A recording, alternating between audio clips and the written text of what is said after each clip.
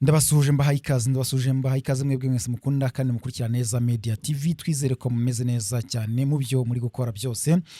Reka twihute cyane namakuru atugezeho kano kanya. Iminembwe byakomeye hano bita mu Bidegu Rundo, hamaze kugabwa igitero simusiga niba ariko navuga ariko gihambaye pe, nkumve ko gikomeye cyane. Abasirikare bakomeye akaba bamaze kugisigamo umutwe ku ruhande rwa M23 na FARDC bari guhangana bikomeye n'umuriro watsa hagati yabo. Ese bikugeza ubu byifashe bite nyuma yuko inkuru zazakwirakwijwe ku munsi w'ejo n'ejo bundi ko M23 yambuye Minembwe cyangwa se yamaze kwikura muri Minembwe nyuma yo kuraswa ngo bikomeye cyane n'abasirikare ba FARDC ndetse n'abambari babo birumvikana barimo FDLR, barimo Wazalendo, barimo Abarundi, bose bakaba batangazaga ko nyine ngo M23 yamaze kwamburwa Minembwe uko yakabaye. Bice birimo ku kibuga cy'indege, bice birimo kaminuza, Minembwe, radio Tungane, hose ngo hari hafashwe, bavuga ko ngo hafashwe na coalition ya FARDC. Ariko kugeza ubu amakuru akaba yaraje kumenyekana yuko byari binyoma bihimbano nk'uko basanzwe nyine babitangaza rimwe na rimwe bikagaragara ko ari ibinyoma. Ubu rero ari gukurikiraho iki? Iyi saso riravuza ubuhuha, drone ziravuza ubuhuha. Drone za kamikaze za KT6 nizo ziri gukoreshwa cyane hariya n'uruhande rwa FARDC. Ndaza kukubwira rero ko byifashe mu Bidegu, Irundu, Gakenke ndetse n'ahandi atandukanye hariya Iminembwe.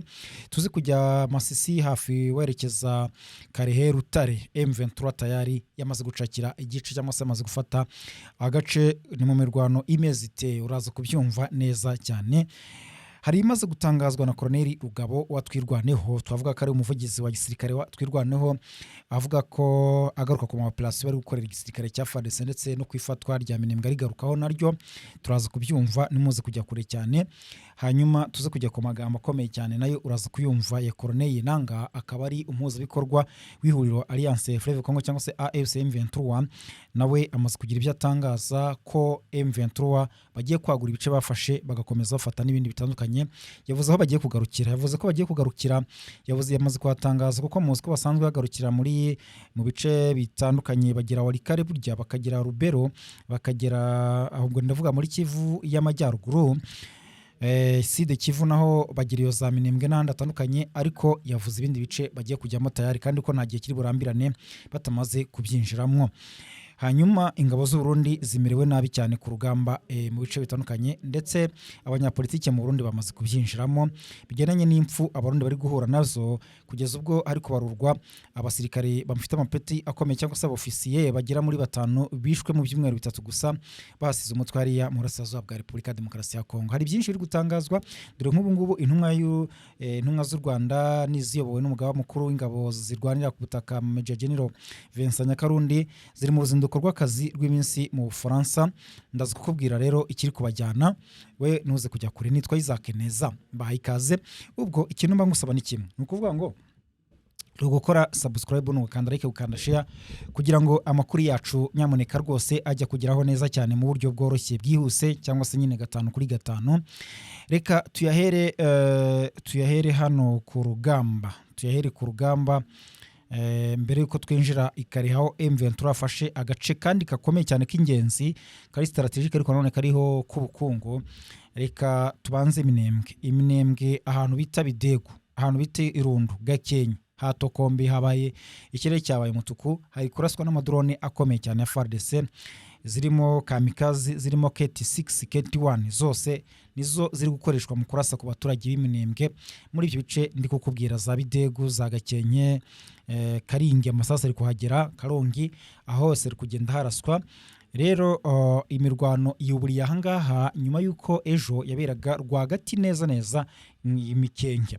Mwibuka ko M23 yahavuye, yari isanzwe ariko hafite igice kinini, FARDC nayo ifite ikindi gice, rero iza kubarekura. Ariko imirwano yabaye ku munsi w'ejo iragaragaza ko isaha n'isaha M23 yafata Mikenke, ahubwo noneho ikanayifata yose uko yakabaye, kuko byaratunguranye cyane. Operation M23 tukoze rwagati hariya hanaguye abarundi benshi pe, niyo abarundi benshi kugeza ubwo amakuru ari kuvuga ko hari amakamyo 3 yagaragaye ejo apakiye imirambo ayivana ari kubera imirwano hagiye atandukanye, ariko iyo ikaba yiganjemo abapfuye b'u Burundi kurusha abandi, ndetse bikaba byanateje impaka. Nibyo nakubwiraga mu Burundi Bujumbura, umuriro watsa hagati y'abanyapolitike batavuga rumwe n'ubutegetsi ndetse n'abajenerali bakomeye mu gisirikare cy'u Burundi. bose bari kwikoma cyane Perezida Neva bamubaza impamvu ari kohereza abasirikare muri Kongo bagakomeza kugenda basiga umutwe bahapfira, nyamara intambara barwana imyaka yose ishize kuva cyane cyane 2022 na gatatu gutyo batarasobanukirwa ibyayo, bakavuga bati niki gituma udakura hariya ingabo niba atari inyungu zawe bwite. Kugeza ubwo abarundi cyangwa se abana b'Uburundi bakomeza kugenda bahapfira basiga umutwe ari benshi, baricwa ejo bakazana abandi mbambatayo, bakicwa ejo hakaza abandi, n'ubu ngo amaramfora ari gukorwa, baragenda bakambukira iriya za Rumonge berekeza muri Repubulika Demokarasi ya Kongo, bageraho M23 ikabahondagura bagapfa ari benshi. Rero nuko bimeze. Hanyuma hamikenye naho bahasize umutwe ari benshi. Ubu rero imirwano iri kuba ikaba iri kubera muri bice M23 yasubijeyo ibyo bitero byayo madrone ndetse n'abarwanyi bo hasi bose. Niyo makuru ari kuvuga, kandi ariko abaturage b'iminembwe bakomeje gutabaza bavuga ko rwose bakomeje kugabwaho ibitero bya hato na hatoya kandi ko batorohewe pe, ntabwo borohewe. Ikindi nakubwira nuko mu makuru y'ejo nari nibagiwe kukubwira nuko ejo M23 hanuye drone ya KT6. KT6 rwose ngi yarahanuye imikenke, yari ije igabye igitero karundura kuri yo, ndetse ahangaha mu mirwano yo hasi haza no kugwa umuzarendo bita General Wangiriano, akaba ari nyine General autoproclamé cyangwa se bamwe babyigira. Uwo yahasize umutwe arashwe mu cyico na bamudahusha ba M23 ndetse na twirwaneho. Hanyuma Colonel Rugabo yatangaje ko ibigendanye n'ibimaze iminsi byigambwa na Wazalendo na FARDC yuko bafashe Minembwe ari inzozi bari kurota, kandi ko batashobora kuba bazikabya uko babigenza kose. Yavuze ko ibigendanye no kuba bafata Minembwe ari ukubyumva kuri radio gusa cyangwa se bakayirebesha amaso, ariko kuyikandagiramo ko ibingibi batapfa kubikora cyangwa se kugiraho bigendanye n'imbaraga M23 na twirwanaho bamaze kubaka hariya muri Minembwe. Ati bararwana yego nibyo, ariko bigendanye no kuba barwana nta mpamvu bafite cyangwa se ibyo barwanira byumvikana, bararwana bameze nkaho badafite nyine intego runaka, ubwo barwana nk'abadafite ubwenge, niko iwe yashatse nko kubivuga. Ati rero iyo rwana gutyo biragora cyane gufata igice runaka, niyo mpamvu naho bafashe batahamara kabiri dutatu babukubita tukabambura. Ati niba mugira ngo ndabeshye mu babazi ibyo bahuriye nabyo imikenke, mubaza abarundi, mubaza Wazalendo, mubaza FDL, mubaza FARDC, atariko cyane cyane mubaza abarundi ibyo bahuriye nabyo murasanga ibyo mvuga yuko batafata Minembwe ari ukuri. Ati rero ukurikije urugamba cyangwa se umuriro bari gukura nawo hariya muri Plaine de la Ruzizi na Minembwe, ntabwo ushobora gutekereza ko banatinyuka kuvuga ko bafata Minembwe. Ndetse rwose anga Plaine de la Ruzizi ahangaha hongeye kuba igikorwa gikomeye cyane. Ubwo ngubwo reka mbere yuko twerekeza Masisi cyangwa se n'ahandi na Karehe, mbanze nkubwire ko abahibu bikoze mu nda. Abahibu bikoze mu nda gute? Ni ukuvuga ngo abahibu bya bindi ya mico yabo nyine itari myiza, wahagaragaye umuhibu ahantu bita Iruvungi. Ruvungi ni umujyi, nibyo bice M23 ubundi yavuye Ruvungi, va Mutarure, va Musange, Kabunambo. Iyo bice mu minsi ishize n'ibyavagamo nyine ubwo yavuga aho ngaho Plaine de la Rusizi, kugira ngo yerekeze kuri kajya mu birometero bigera muri 75 ivuye muri 25 kurikije aho umujyi wa Uvira uri mu by'ukuri, kugira ngo bahe umwanya ibiganiro no kureba ko haboneka gahenge. Nubwo M23 akomeje gushinja leta ya Kinshasa ko M23 yo irubahiriza ibyo, ariko Kinshasa yo ntigira icyo yubahiriza. Rero aho Ruvungi ni umujyi mu by'ukuri ukomeye, bavuga ko ari imwe mu mijyi ikomeye cyane yunganira umujyi wa Uvira.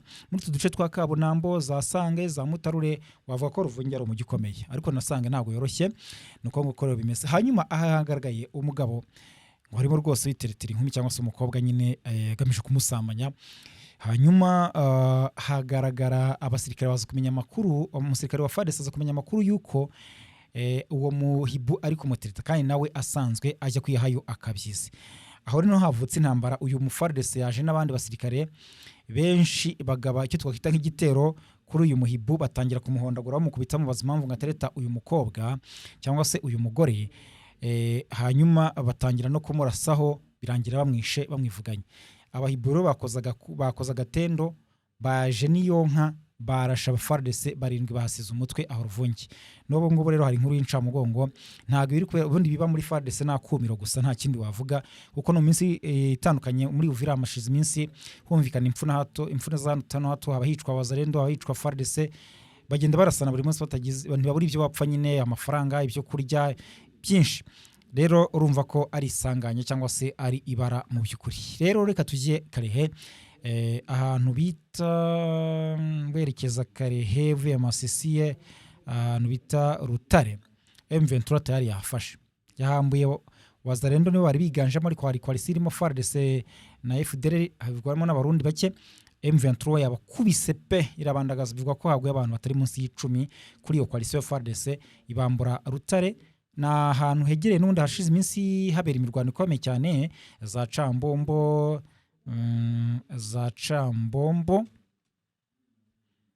aho ngaho rwose za Cambombo mu bice bya za Rumbishi grupa maziraro, aho n'ahantu hamaze iminsi humvikana imirwano ikomeye cyane.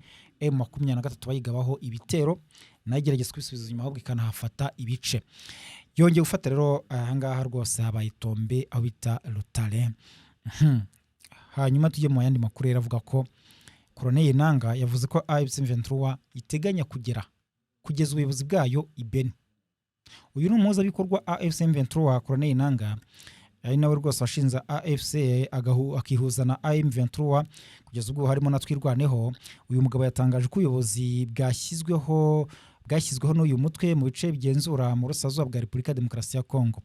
Rero yavuze ko bagomba gukora ibishoboka byose mu buyobozi bari kugenda bashyiraho n'ahangaha zagoma n'ahandi hatandukanye, bugomba kugenda bukagera ibeni, kandi ko bidagomba gutwara igihe nk'uko abitangarije itangazamakuru. Yavuze ko ingabo za ARC cyangwa se Armée Révolutionnaire Congolaise za nyine zo za M23 zifite ubushobozi bwo kurwana zikagera kuri hashoboka, uko byigaragaje mu bice byinshi bagiye bafata.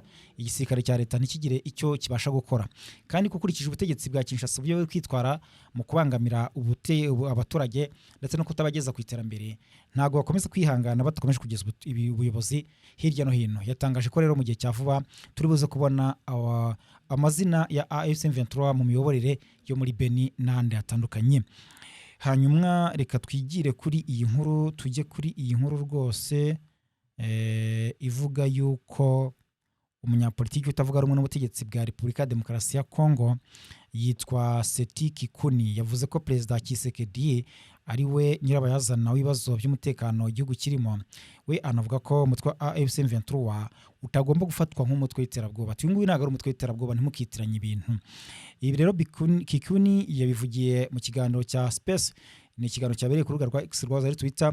Iki kiganiro cyateguwe n'umunyamakuru witwa Stanislas Bujakera cyangwa Stanislas Bujakera, wigeze gufungwa ziri ibibazo bya politike no kutavuga neza ubutegetsi bw'Kinshasa wenyine niko bamushinjaga. Agaruka ku bibazo by'umutekano muke bimaze imyaka myinshi mu Burasirazuba bwa Repubulika Demokarasi ya Kongo. Yavuze ko adashobora kubaza Perezida Paul Kagame ibijyanye n'ibibazo bya Kongo, ahubwo ko ibisobanuro byose bikwiye gutangwa na Tshisekedi. Ati ni Tshisekedi wateje akavuyo kose, njye sindi umunyamabanga, sindi umunyarwanda ngo njye kugira ibyo mbaza Paul Kagame. Iki kibazo nshobora kukibaza Felix Antoine Tshisekedi gusa. Twageze kuri ibi dute, agomba kubidusobanurira. Kikuni yavuze ko rero mbere yuko M23 yongera gufata intwaro, bamwe mu bayigize bari bararikuwe cyangwa se bagahabwa imbabazi ku byemezo byafashwe ku butegetsi bwa Tshisekedi. Yanibukije ko abarwanyi ba M23 bamaze amezi 18 bacumbikiwe Kinshasa nyuma yo kuva Uganda. Yibaza rero uwabibemereye, ati ninde wabarekuye binyuze mu iteka rya perezida? Ese ni Kabila cyangwa ni Tshisekedi? M23 yicumbikiwe muri Uganda, ninde wayicumbikiye amezi 18 Kinshasa? Ese ni Kabila cyangwa se ni Tshisekedi? Rero uyu mugabo yavuze ko rwose ubwo Tshisekedi yageraga ku butegetsi 2019 icyamurangaga cyane yari ugushaka kugabanya ijambo rya Joseph Kabila.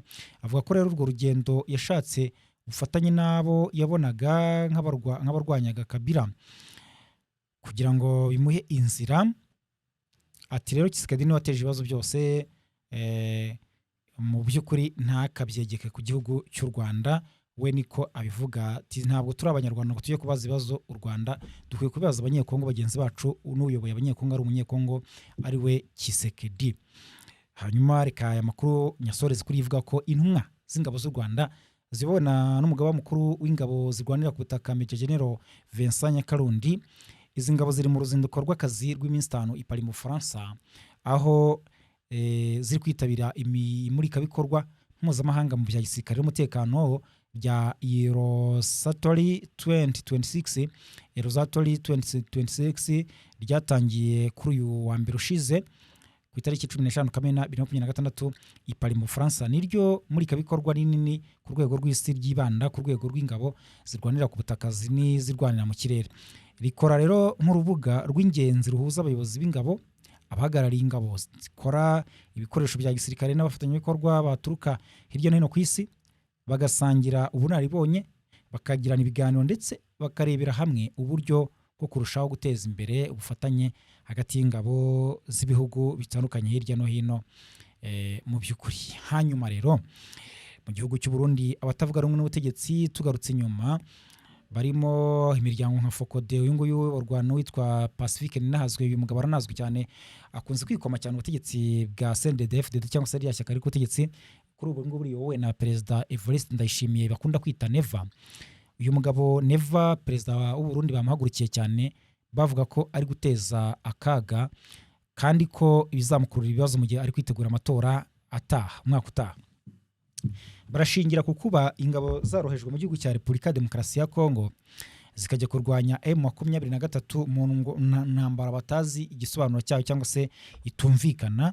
Bakavuga ko rero Perezida Ndayishimiye ashobora kubaza impamvu wenda ishingiye ku nyungu ze no kwigwizaho indonyi cyangwa se indaye ibigendanye no gushakayo amafaranga, ubutunzi, kuko bivuga ko n'ubundi abasirikare bemererwa kayabona Perezida Tshisekedi kongeraho amabuye y'agaciro ibirombe ashobora kuba acukura hariya mu burasirazuba bwa Repubulika ya Demokarasi ya Kongo, ariko ko izo nyungu ze bwite, ibyo bikorwa bishingiye ku bukungu bwe bwo kwigwizaho n'ishyaka rya CNDD-FDD we n'abambari be ba hafi cyane, bidakwiye kuba byaba intandaro yo kohereza abana b'u Burundi kwicirwa mu ntambara batazi ibyayo.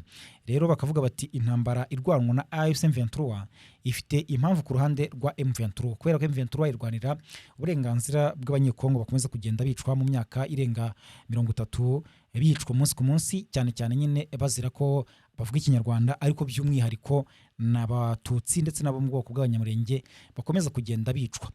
Abo rero icyo barwanira ni ukugira ngo ibyo bikorwa by'ubugizi bwa nabi no kubibasira ndetse no kubavangura mu bandi banyekongo bihagarare ndetse n'amahanga abe yabyumva. Niyo mpamvu bakora intambara cyangwa se nyine barwanira ubwo burenganzira.